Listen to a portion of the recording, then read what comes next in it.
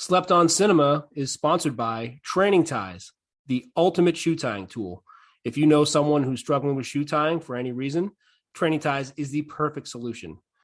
It's an impressive gathering of recognizable character actors enjoying themselves in poorly written parts. This film is quite literally lost in the wilderness. The biggest problem with Surviving the Game is that after a rather lengthy and uninteresting buildup, the movie never delivers the action it promises. Badly needs a what the heck were they thinking smack upside the head. If you have the feeling you've already seen Surviving the Game, you may very well have, for it's basically the same story as Hard Target.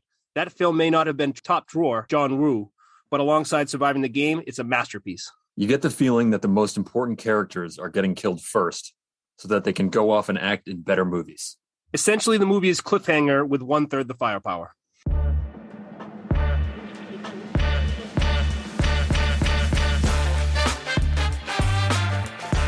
Welcome to this week's episode of Slept on Cinema. This week we are diving into Surviving the Game, 1994 flick starring Ice-T. I'm Stan Steamer. I'm Grove Street. Let's get right into this. Grove, you want to kick us off with the rotten premise? Sure, rotten premise. When Mason, homeless and living on the streets of Seattle, hears about a job as a hunting guide for a group of wealthy clients, he gladly signs on and is taken to a cabin in the middle of a Pacific Northwest forest. There he meets psychiatrist Doc Hawkins, oil baron John Griffin, and Wall Street investor Derek Wolfe.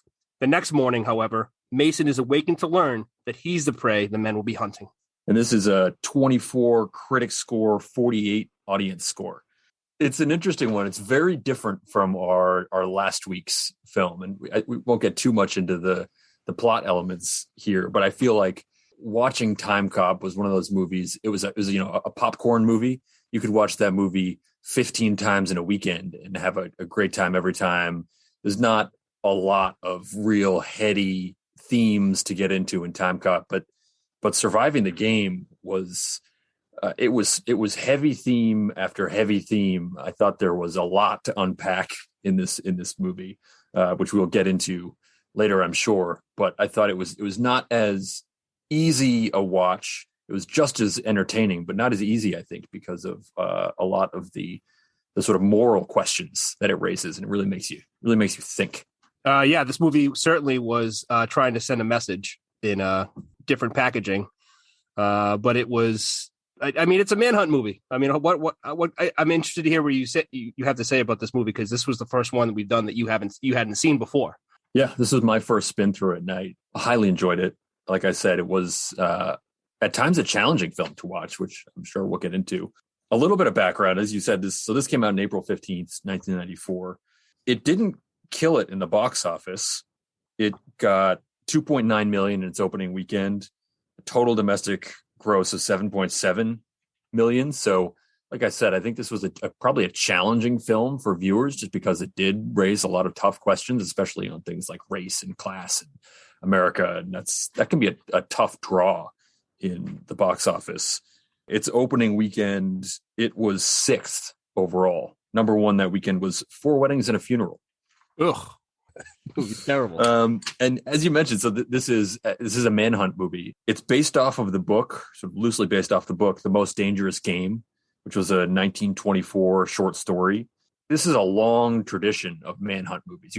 You might even call it a genre. I think we could call it a genre at this point. Definitely. And bear with me here, but I'm going to take you through just a little list. And when I say a little list, I mean quite a lengthy list of movies based off of this same book. The book was published in 1924. We have The Most Dangerous Game in 1932, A Game of Death in 1945, Run for the Sun, 1956, Bloodlust, 1961, Confessions of a Psycho Cat, 1968, The Suckers, 1972, The Woman Hunt, also 1972, The Beast Must Die, 1974, which is also a werewolf crossover, Slave Girls from Beyond Infinity, 1987, haven't seen that, but that's an amazing title, Deadly Prey, also 1987, Hard Target, 1993, as we referenced in some of the reviews, and then we get to this movie in 1994, which was not the last movie in this series, because after that you had The Pest, 1994, The Eliminator, 2004, Beyond the Reach, 2014, Never Leave Alive, 2017, The Hunt, 2020, Tremors 7, Shrieker Island, also 2020. What? And then there's apparently one out right now called Apex, starring Bruce Willis, that I've never even heard of. Called Apex? Apex. It's out. Wow. It came out like a couple weeks ago. Well, I'm kind of excited because I've never heard of a lot of those movies. So there's a lot of now Manhunt movies that I can go back and watch for the first time.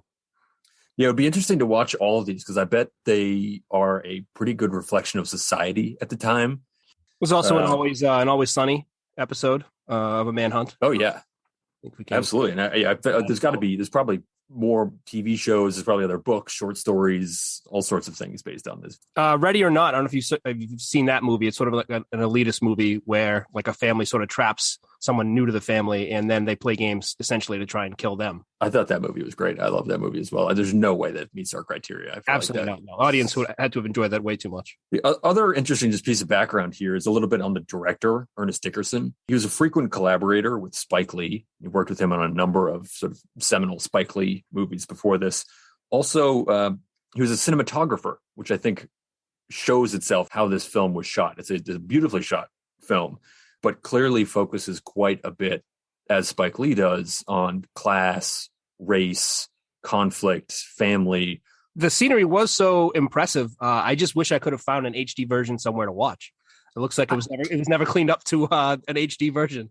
I had that same thought. You know, it was sort of like, okay, why is this an SD? Why is SD even an option these days? Yeah, my wife said at the beginning of watching it, some movies are better off staying in standard def. And so maybe that's the case. Maybe we would have seen a couple of the body doubles more if we didn't have it in standard def. So Fair point. But I'd like to see it for myself. Yep. Want to jump into Bolo? Yeah, Bolo. Be on the lookout. And this is an interesting one. Given the sort of weightiness of this film, I wasn't expecting to have so many items in my Bolo list, but I really had to work to narrow it down because there's a lot to be on the lookout here for such an intense film. Yeah, I took it. I know it's an intense film, but maybe it's because grew up seeing this movie and that part is lost on me, and I just sort of enjoy it for what it is. I take the seriousness with a little bit of a grain of salt, and I just see it as a fun Manhunt movie. But going back and rewatching it, yes, it's a lot more weighty than I had originally thought when I was watching it all the time as a kid. Yeah, I mean that's part of what makes this movie so interesting is that certainly has its comedic elements, which maybe softens you up for some of the more intense parts of the film. Definitely. Anyhow, Bolo. My first Bolo item, I'm going to go with a shopping cart grill. I'm going to go with unprompted personal stories. Certainly a lot of those. How about a touching Altoids moment? Oh, yep, very touching. And I know you're going to like this one as a fan of puns, but be on the lookout for a mason jar. Well done. Well done. I'm going to say be on the lookout for a running thing. Yes. Yep. I had that down as well. Be on the lookout for women. If you find one, you might be the first because I don't think this movie has many in them.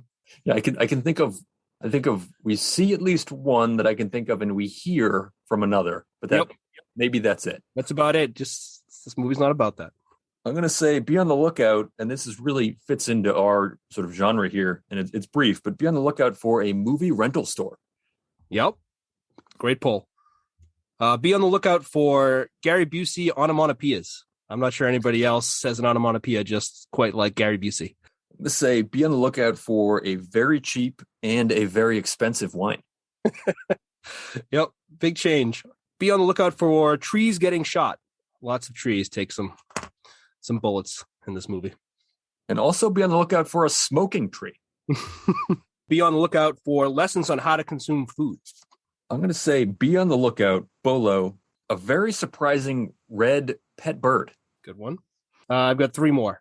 Bolo, face spitting. That's a tough one. I'm going to say Bolo, and I don't know a lot about guns, but I did some research. Bolo, 9 different guns in this film. And that does not include a crossbow. And 9 different guns? Wow. 9 different guns. And the odd thing is there's a 10th in the movie poster that isn't actually used in the film. It's a nice little factoid. Be on the lookout for the Philadelphia skyline and its odd placement. I'm going to say be on the lookout for a chef hat and a priest hat. All right, my last one. Be on the lookout for a Wolf of Wall Street. Ooh, well done. Well done. All right, my last one. I'm going to go be on the lookout for a very, very unusual flaming man statue. Yep, very good one. Perhaps foreshadow. Yep. Well, let's start with you. What drink would you pair with this movie? For me, and this is sort of more of a category, I guess, but I'm going to say anything out of a flask. I literally have anything out of a flask written down. Perfect. I mean, it's a no-brainer. Yep, absolute no-brainer.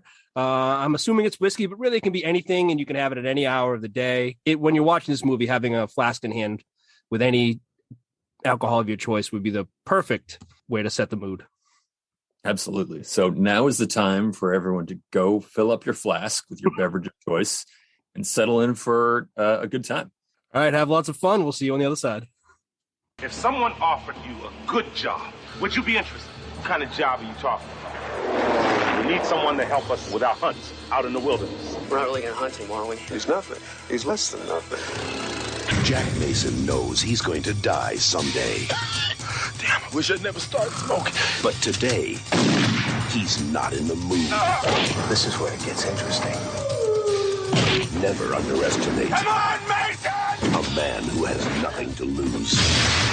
Rutger Hauer, Charles Dutton, Gary Busey, F. Murray Abraham, William McNamara, and Ice-T. Surviving the Game. Bang! Directed by Ernest Dickerson. Welcome back. Yeah, welcome back. Hope everyone made it alive. Hopefully you survived. That was quite a film. That was quite a film. I think as we teased before, there were definitely quite a few comedic elements, whether intentional or not, but also quite a few sort of intense and just despicable things going on. Yep. And also questions of what it is to be alive, what it is to be a family, what it is to be a human. I think is a big part of that film. And to be recognized as human by other people as well. Just before we get to the draft, this is a movie that I didn't realize nobody else had seen. I would always reference, always check the barrel. I would throw out one-liners from it, and I didn't realize how many other people hadn't seen this movie. So it was a surprise to me to hear that you hadn't, and that many other people probably haven't either. So I'm excited for this episode because it's a great movie for probably a lot of people that haven't seen this movie.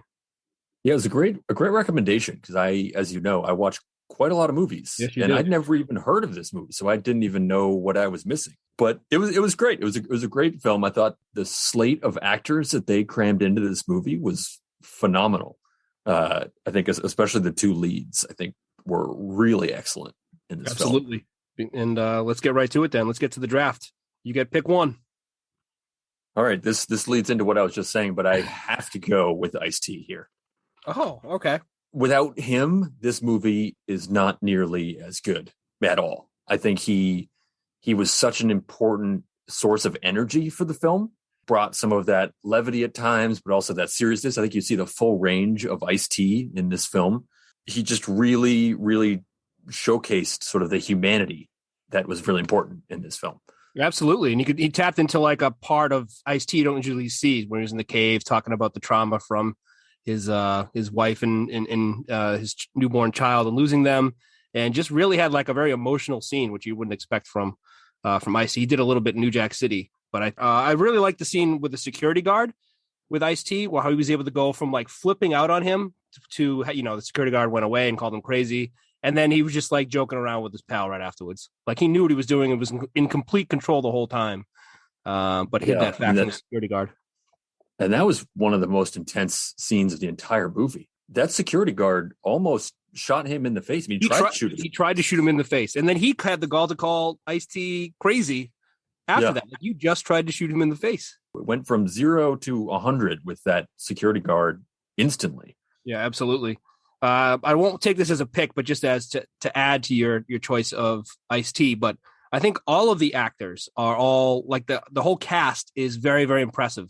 There was a review that called it a bunch of character actors, but they're all like that guy from some other movie. There's like the guy who was dropped out of a helicopter in Scarface. There's that doctor from Scrubs. There's Rock from Rock.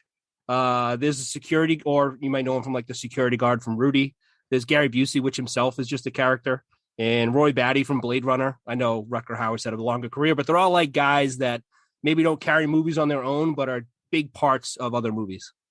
And I think, and this is probably just our American bias, but I think Rutger Hauer is sort of one of the most famous Dutch actors of all time. So Absolutely. he was a heavyweight actor. But yeah, I definitely think of him, Blade Runner, and which was a fantastic role for him as well as was this. Yep, it's a great choice. My first pick, I think I do this a lot, but I'm going to choose the score. I think I love movies that are scored. The person who scored this movie is Rock and Roll Hall of Famer legend Stuart Copeland. Not my genre of music, but I did read this, that he was the drummer for The Police, as well as he did like 20 plus other soundtracks, other scores for other movies. So he's a very, very famous musician who did the score for the movie Wall Street, the amazing rollerblading movie Airborne, Good Burger, See No Evil, Hear No Evil. I just think that there was a couple parts where it was a little campy with his score, but I wouldn't have done anything else either. So I thought the way the movie was scored was perfect. Interesting. This is going to be this is very much we're going to have a difference of opinion here. I will hold off on commentary until one change to make it a blockbuster, but we may be coming back to this point. Yeah, I could also see the other side, so I'm ready. My second pick has to be Hawkins' Scar story. Great pick. Yeah, the Prince and his story with Gary Busey's kind of coming of age story, and a little background on that. During rehearsals, Gary Busey that day had come up with that. He wrote that whole monologue on his own and suggested trying it in this table scene, the dinner that was supposed to set up Burns as like the leader of the group, and he was supposed to put Hawkins in his place at this dinner. And Rutger Hauer didn't want this story to be read because it sort of like minimizes his role as like the head of the group. Even went so far as after Gary Busey finished reading this, he added bullshit at the end of the story to delegitimize it. But the other actors loved the story, and sort of the director, they cut out the bullshit part and they kept this part in. And it's one of my favorite. It was just Gary Busey going off for like 4 minutes telling that story. And it was incredible. I was riveted. I've seen that movie, that scene so many times. And if I ever feel that scene's coming up, I'm watching that. That's a phenomenal pick. It felt so real. I think that background that you gave it, that Gary Busey actually wrote it, makes a lot of sense, because I was wondering, is this how Gary Busey actually got this scar? You know, is this a real scar? Did this actually happen to him? Because I was completely convinced that this was real. I was also imagining that Gary Busey was basically seeing the little clip that they play, Best Supporting Actor nominee at the Oscars. He was like, this is the clip they're going to play. This is going to win me the Oscar, because that was one of those career-defining Oscar-worthy monologues that was amazing. I mean, it was a totally batshit story. Nuts. But it also, it worked. It totally worked. Yeah, how nobody else could have written that. Nobody else could have told that story except for Gary Busey. And maybe if he had survived a little bit longer in the movie, he could have had a chance at his Best Supporting Actor. Unfortunately, had an early exit. Yeah, I'm curious how many actual minutes he has in this film, because it's probably not a lot, but they're very memorable minutes. Very loud minutes. A lot of bang for his buck. I'm going to take, for my first pick in the second round, a very gratifying callback. And I think we've had this in a number of movies that we've done on this podcast, where something comes up early and then you really have to wait for it to come back. And this movie, obviously with Check the Barrel, you go almost the entire movie. I'm not sure. I mean, I guess Anaconda, you had a pretty long span there as well. But here, it was the second scene of the entire movie and then the very last minute of the movie. And you know it's coming back, and you're just waiting and waiting and waiting. And then when it does, it's phenomenal. It's perfect. I mean, Ice-T gave him his way out. He set it all up from the little lesson that he had learned from his old friend. It was absolutely perfect. And it was one of these things that he did it to himself too, right? He could have walked away just as Ice-T did. He gave him another chance at sort of redemption, which I thought was kind of an interesting point that crossed my mind as well. After the airplane's blown up, and then you assume any mere mortal would be dead at that point at the end of the hunt. And Ice-T is knocked to the ground, and then this choir music starts playing, and he sort of suddenly is having this Jesus moment. And it occurred to me a little bit, like, did he die and come back here? Is he now sort of a Jesus character? And it fits with that last scene. He sort of offers this man a chance to walk away, to just move on. And he does not. He does not take that he does not. And that happened a few times in this movie where Ice-T is trying to show restraint. Well, he obviously could have taken care of that cabbie who was harassing him after he killed his dog.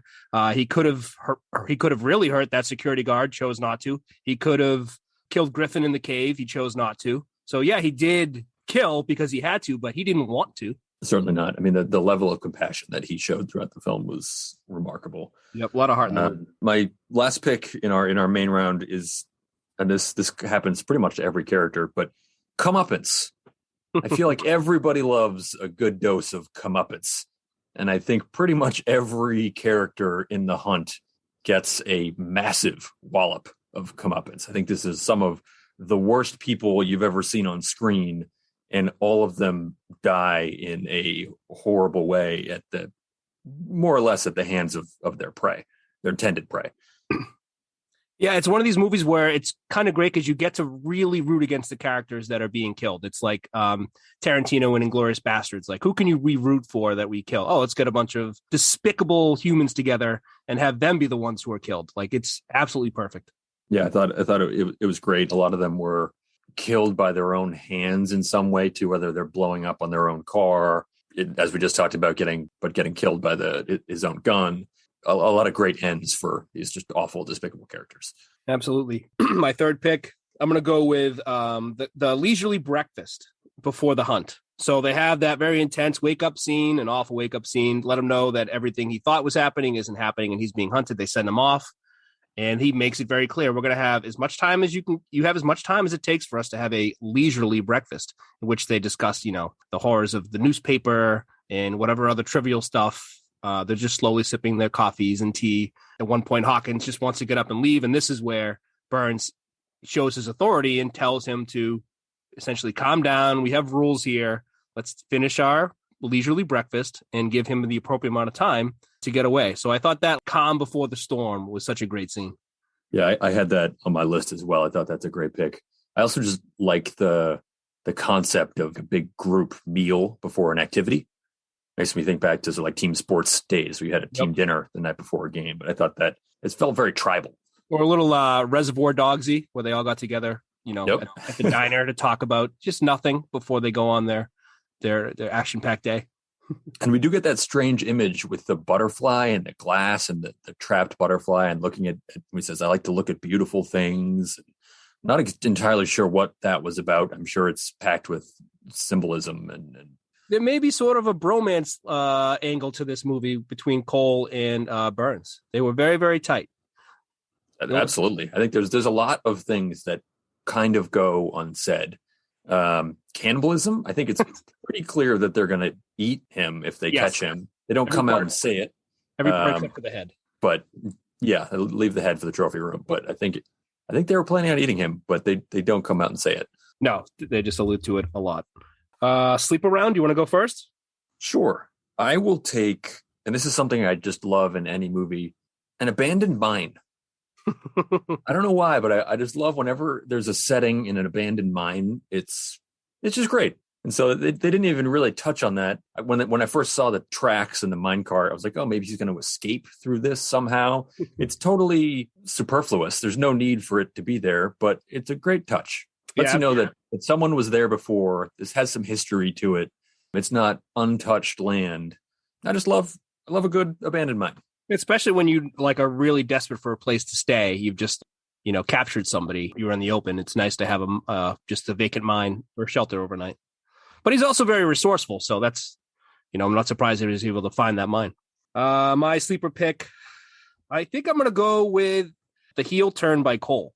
I thought that was the first time watching this. I remember I did not see that coming. He was such a great guy. He worked at the Mission every Thursdays. He saved his life and risked his to save him when he was about to get hit by that truck, and convinced him that his life could turn around and gave him hope. And then, that morning he's there with that gun right in his face, completely different person. So what a great job acting.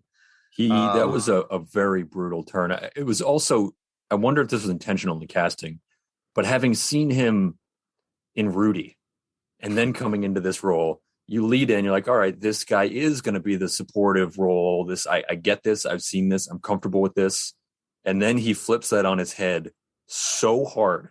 It's like, not only did Ice-T trust him, but I trusted him, of course, as a watcher of this movie. Was this the first time you saw that actor? Was in Rudy? I think so. Yeah. I don't know if you ever watched the show Rock on Fox, but I only know him I knew him as Rock, and then Rock was in Rudy, and then Rock was in this. Great show that was on Fox for 3 years in the early 90s. Move on to One Change to Be a Blockbuster.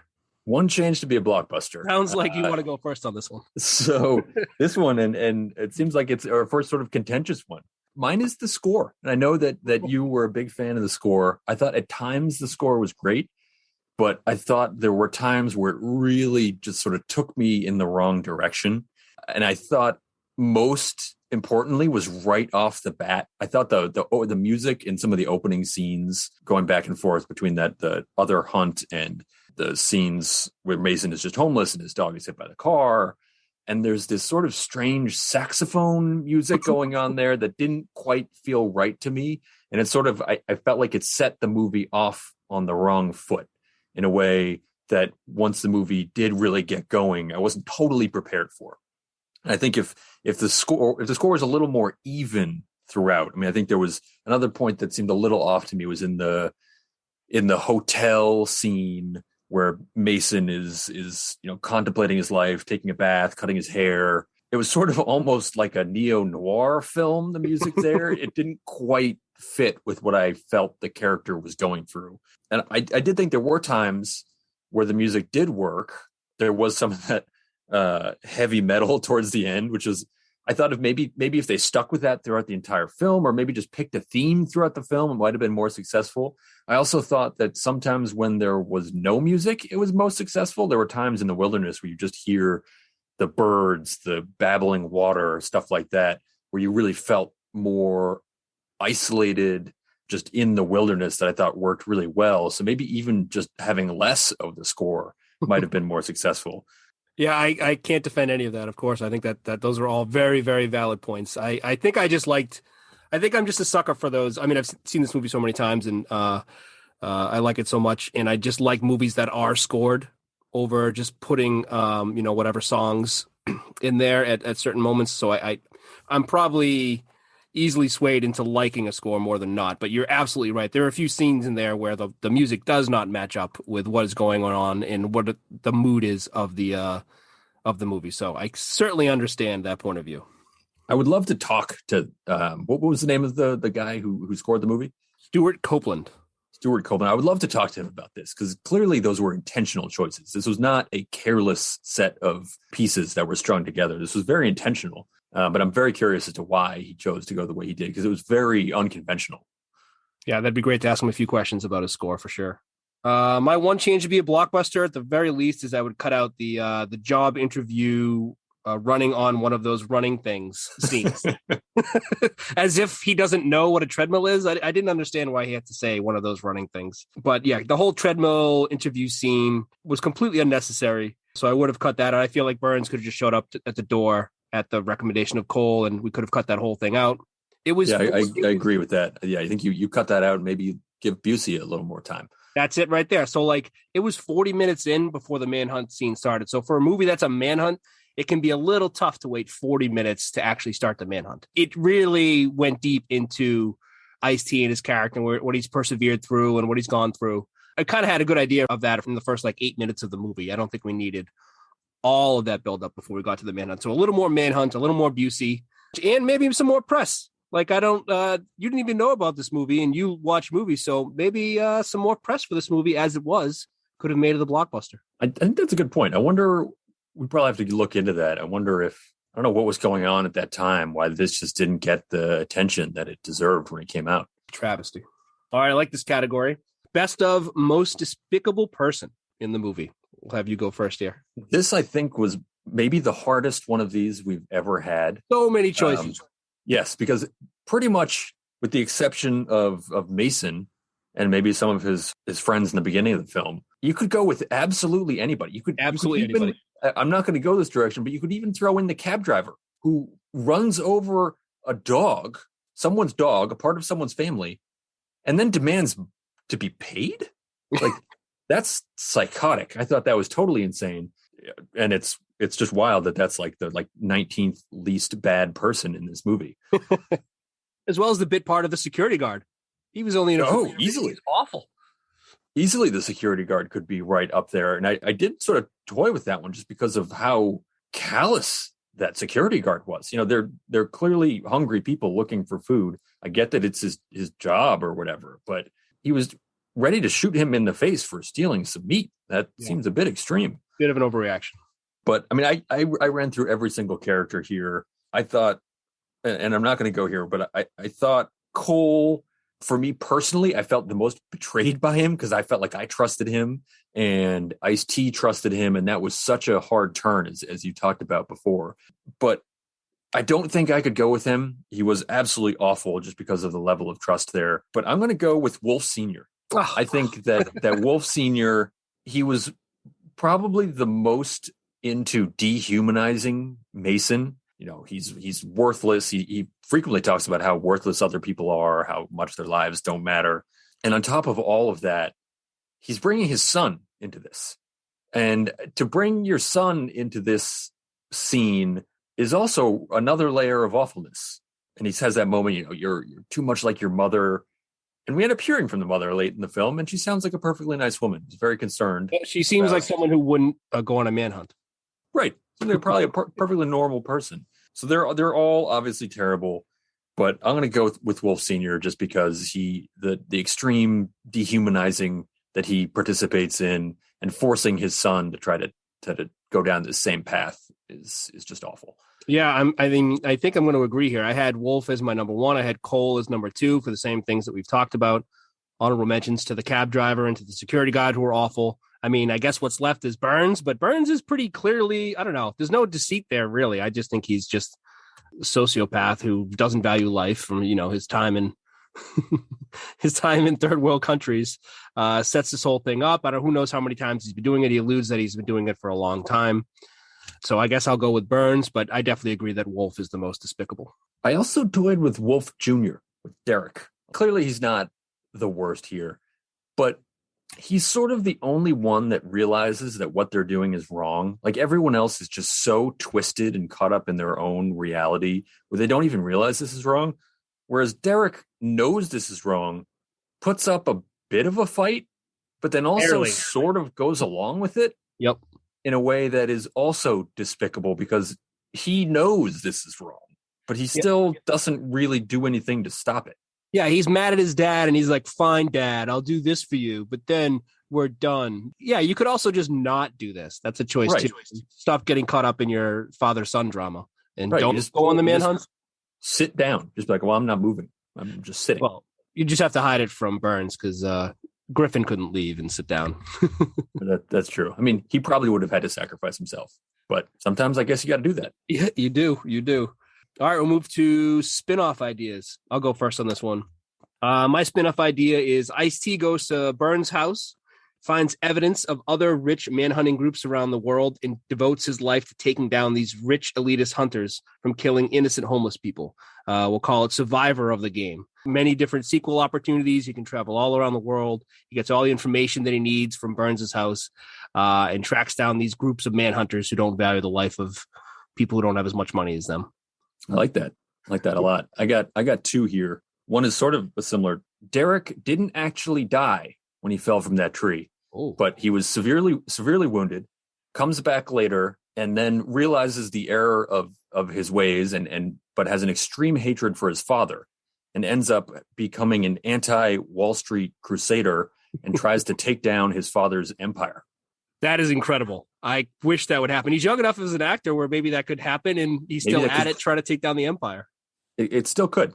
That's an incredible spin-off idea. Love that one.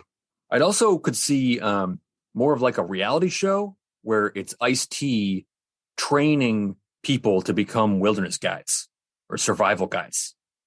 I think I could get down with that as well. Yeah, he learned a lot during his time on this manhunt. He definitely could teach some others. All right, that was a lot of fun. I'm glad you got a chance to watch a new movie and enjoy it. Do you want to set up next week's movie? Yes. So we are digging into our second creature feature of the pod. We are taking a trip to Lake Placid. Very excited. So excited. I think they even I've never seen it, but our other creature feature and this creature feature, I think, had a battle in one movie that of a sequel. But I need to learn more about it. But I think that's right. I feel like I've heard of that. I haven't seen it either, but I'll have to do some digging. Yeah, can't wait for this creature feature. All right, I hope you enjoyed it, and we'll see you next time. Next time it is. Later.